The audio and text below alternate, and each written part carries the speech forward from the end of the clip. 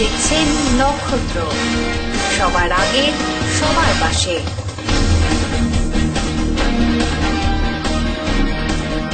ফিরে এলাম বিরতির পর। মালবাজার মহকুমার উদলাবাড়ি গ্রাম পঞ্চায়েতের অন্তর্গত বাজারের হাই ড্রেনের বেহাল অবস্থা বেশ কিছুদিন ধরেই। এর ফলে পথ চলতি মানুষের রাজ্য সড়ক দিয়ে যাতায়াত করা দুর্বিষহ হয়ে দাঁড়িয়েছে। ড্রেনের মধ্যে এত নোংরা আবর্জনা ভরে গেছে যে দুর্গন্ধে টেকা দায় হয়ে পড়েছে এলাকার দোকানদার সহ এলাকাবাসীদের অভিযোগ, বহুদিন ধরে এই ড্রেনের মধ্যে ময়লা জমে আছে, অথচ পঞ্চায়েত থেকে কোনো সাফাই হয় না। এমনকি ওদলাবাড়ি গ্রাম পঞ্চায়েতের সামনে এই ড্রেনটি হওয়া সত্ত্বেও পঞ্চায়েতের সামনে নোংরা আবর্জনায় ভরে আছে। অপরদিকে তৃণমূল পরিচালিত ওদলাবাড়ি গ্রাম পঞ্চায়েতের প্রধানের দাবি, প্রতি সপ্তাহে এই ড্রেনটি পরিষ্কার করা হয়। রাতের বেলায় কয়েকটি দোকানদার তাদের দোকানের ময়লা আবর্জনা এই ড্রেনে ফেলে যায়, যার ফলে ওই নোংরা আবর্জনা পচে গিয়ে দুর্গন্ধ ছড়াচ্ছে। তিনি আরো জানিয়েছেন, এই ড্রেনটি ঢাকা দেওয়ার জন্য টেন্ডার ডাকা হয়েছে। পরিষ্কার রাখা হয়, আমরা পরিষ্কার রাখার ব্যবস্থা করি এবং মাঝে মাঝে পরিষ্কার করা হয়, কিন্তু দিনের বেলায় তো আমরা দেখে রাখি, কিন্তু সন্ধ্যার পরে যে কারা ফেলে দিয়ে যায় সেটা আমরা জানতে পারি না বা বুঝতে পারি না, আর সবসময় বলাও হয় না। এমনি পরিষ্কার করা হয় প্রতিদিন না, সপ্তাহে সপ্তাহে পরিষ্কার করা হয়। আর কি আমাদের হচ্ছে এবার টেন্ডারে এটা ধরা আছে, বাউন্ডারি ওয়ালটা বাড়াবো আর হচ্ছে স্ল্যাব করলে পরিষ্কার করে উপরে স্ল্যাব দিয়ে দেবো। বেহাল রাস্তার জন্য বৃহস্পতিবার সকাল থেকে মালবাজার মহকুমার ওদলাবাড়ি ডিপো পাড়ার বাসিন্দারা সমস্ত গাড়ি আটকে বিক্ষোভ দেখান। এলাকাবাসীদের অভিযোগ, ওদলাবাড়ি ডিপো পাড়া থেকে পাথরঝরা পর্যন্ত দীর্ঘ 8 কিলোমিটার রাস্তা গত 1 বছর ধরে বেহাল হয়ে পড়ে আছে। জেলা পরিষদের এই রাস্তা দিয়ে প্রতিদিন কয়েকশো বোল্ডার বোঝাই ট্রাক যাতায়াত করে। এর ফলে রাস্তার বিভিন্ন জায়গায় গর্তের সৃষ্টি হয়েছে। রাস্তার হাল এতটাই খারাপ যে এলাকার আশেপাশে বাড়িগুলোতে এখন মানুষের থাকা দায় হয়ে পড়েছে। প্রতিদিন ভোর 5টা থেকে রাত 12টা পর্যন্ত ওভারলোড বড় বড় ট্রাক যাতায়াত করে এই রাস্তা দিয়ে। রাস্তা খারাপের জন্য রাস্তার সমস্ত ধুলোবালি এলাকার বাড়িগুলোতে ঢুকে পড়ছে।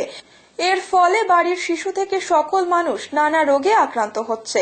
এইসব দেখেও প্রশাসন চুপ করে বসে আছে বলে আন্দোলনকারীদের অভিযোগ। তাদের দাবি, পাথরঝোড়ায় 2টি পাথর ভাঙার ফ্যাক্টরি থাকায় এই সমস্ত ট্রাকগুলো ওভারলোড নিয়ে এই সকল ফ্যাক্টরি থেকে প্রতিদিন পাথর নিয়ে যাওয়ার ফলে রাস্তার এই হাল।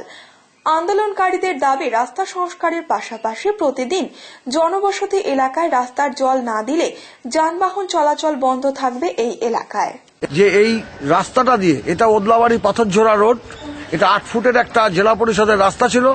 বর্তমানে 2টো ক্র্যাশার উপরে হওয়াতে আমরা দেখছি রাউন্ড দ্য ক্লক সকাল আনুমানিক 4:30 থেকে রাত 12টা 1টা পর্যন্ত 10 চাকা, 12 চাকা, 16 চাকা, 18 চাকা, 20 চাকার গাড়ি রাউন্ড দ্য ক্লক যাচ্ছে এবং রাস্তার অবস্থা নদীর বেডের অবস্থা থেকেও খারাপ।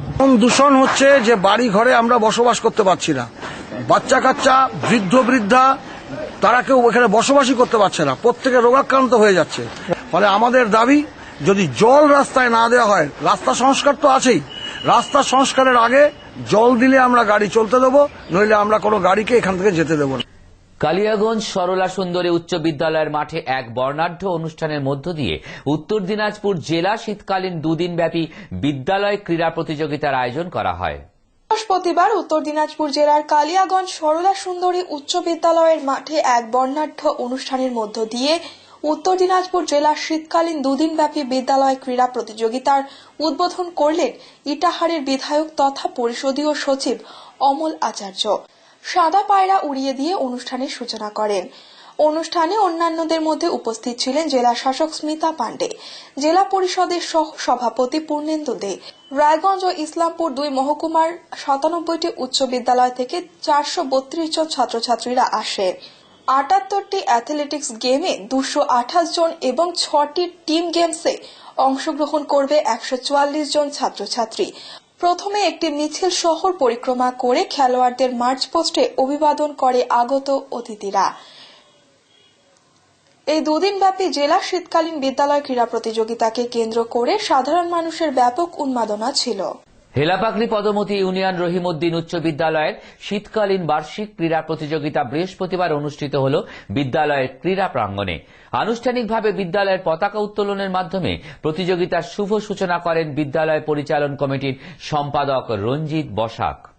প্রতিযোগিতা শুরুর পূর্বে প্রয়াত শিক্ষক শিক্ষিকা ও ছাত্রছাত্রীদের উদ্দেশ্যে মাঠে 1 মিনিট নীরবতা পালন এবং প্রতিযোগী ও প্রতিযোগিনীদের শপথ বাক্য পাঠ করানো হয়। বিদ্যালয়ের ক্রীড়া শিক্ষক রঞ্জিত বর্মন জানিয়েছেন, 100 মিটার দৌড়, 200 মিটার দৌড়, 400 মিটার দৌড়, উচ্চ লম্ফন, দীর্ঘ লম্ফন ও শর্টপাট সহ মোট 60টি ইভেন্টে বিদ্যালয়ের ছাত্রছাত্রীরা অংশগ্রহণ করে এই ক্রীড়া প্রতিযোগিতায়। এছাড়াও প্রাক্তন ছাত্রদের জন্য 800 মিটার ও প্রাক্তন ছাত্রীদের জন্য 200 মিটার এই দুটি বিশেষ দৌড় প্রতিযোগিতারও আয়োজন করা হয় এদিন। প্রতিযোগিতার প্রতিটি ইভেন্ট শেষে প্রথম, দ্বিতীয় ও তৃতীয় স্থানাধিকারীদের পুরস্কৃত করা হয় এবং প্রতিটি ইভেন্ট থেকে একজন করে সেরা খেলোয়াড় বাছাই করে পুরস্কৃত করা হয়। বিজয়ীদের হাতে পুরস্কার তুলে দেন বিদ্যালয়ের প্রধান শিক্ষক এবং সহকারী শিক্ষক শিক্ষিকাগণ সহ বিদ্যালয় পরিচালন কমিটির সদস্যবৃন্দ। প্রতি বছরের না এবারেও আমাদের বিদ্যালয়ে বার্ষিক ক্রীড়া অনুষ্ঠান অনুষ্ঠিত হতে চলেছে। পতাকা উত্তোলন পরে আমাদের যে ক্রীড়াসূচি উদ্বোধন ঘোষণা ক্রীড়ার উদ্বোধন ঘোষণা করবে, আমাদের খেলা স্টার্ট হয়ে যাবে। এই বার্ষিক ক্রীড়া অনুষ্ঠানে মোট 60টি ইভেন্ট রাখা হয়েছে। ছেলে মেয়ে মিলে 4টি গ্রুপ। ইভেন্টের মধ্যে যেমন কমন ইভেন্টগুলো 100 metre, 100 metre, 200 metre, 400, long jump, high jump, triple jump, shot put, discus, javelin সবটাই রাখা হয়েছে। প্রাক্তন ছাত্রছাত্রীর জন্য 2টো ইভেন্ট রাখা হয়েছে, মেয়েদের জন্য 200 মিটার এবং ছেলেদের জন্য 800 মিটার। অবশ্যই তাদেরকে পুরস্কৃত করা হবে। কিছু ফাইনাল করা হয়ে গেছে। আমরা ইভেন্টটা খেলা শুরু হলে আমরা প্রাইজ দেওয়া শুরু করব এবং এই প্রাইজের পাশাপাশি যারা বেস্ট হবে, প্রতিটা গ্রুপে বেস্ট, তাদের জন্য আমরা 10টা পুরস্কার রেখেছি। আসছি আবহাওয়ার খবরে।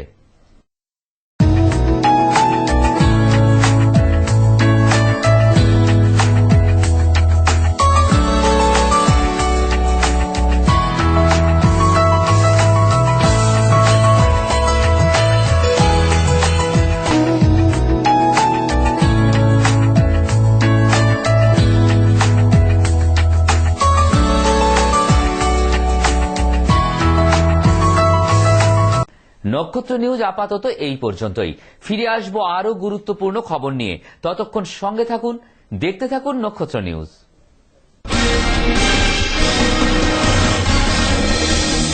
আপনারা দেখছেন নক্ষত্র, সবার আগে সবার পাশে।